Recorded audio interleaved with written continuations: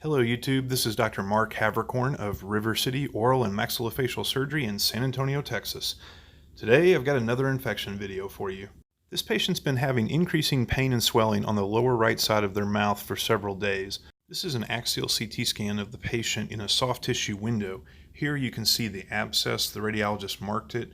Here I've drawn what we call the rim enhancing lesion that we see on the CT and tells us there's probably an infection.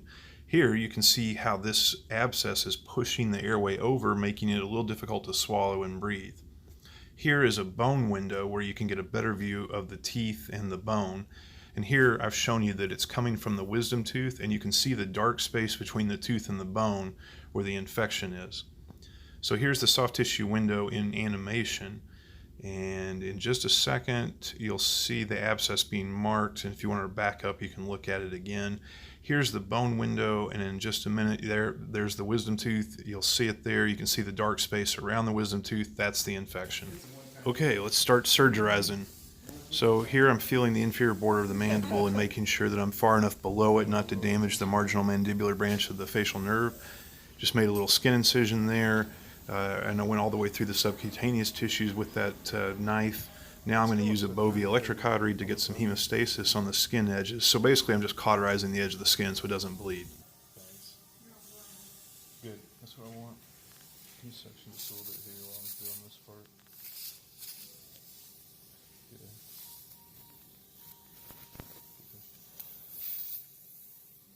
Okay, here, I'm going to do it this way.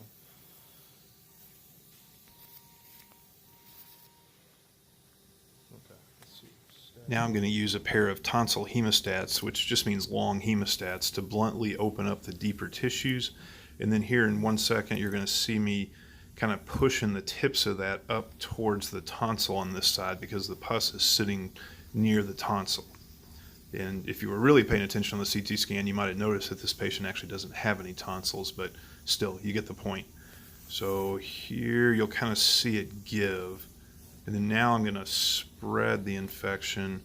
Okay, and then I'm just using the fingers in the mouth to milk the pus out. I'm pushing on the tonsil inside the mouth. And then here we're taking a culture. Now I'm just kind of pushing on it some more to make sure that I got all the pus out and cleaning it up a little bit. Not a huge abscess. Okay, so now we need to take the tooth out, and that's what's coming next. Here I'm using a number 15 scalpel blade to just go around the tooth and cut the gum attachments to the tooth. We call that the junctional epithelium. Sorry, I had to think about it for a minute.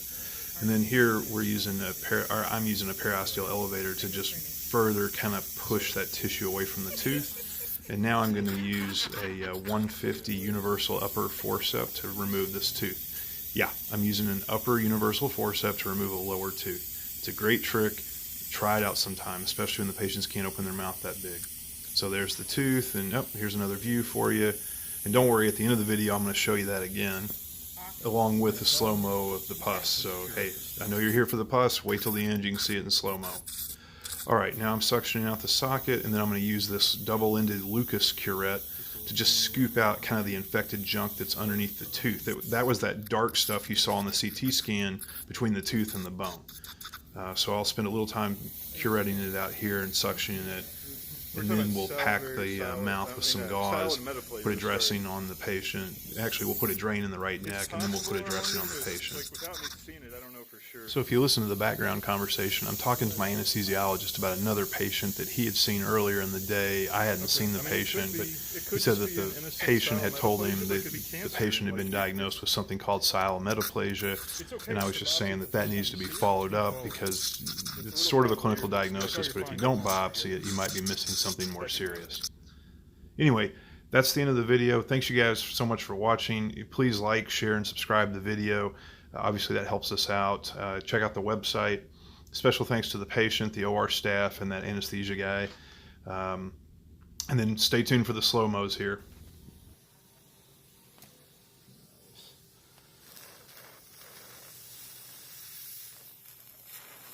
Get your culture too. Thank you.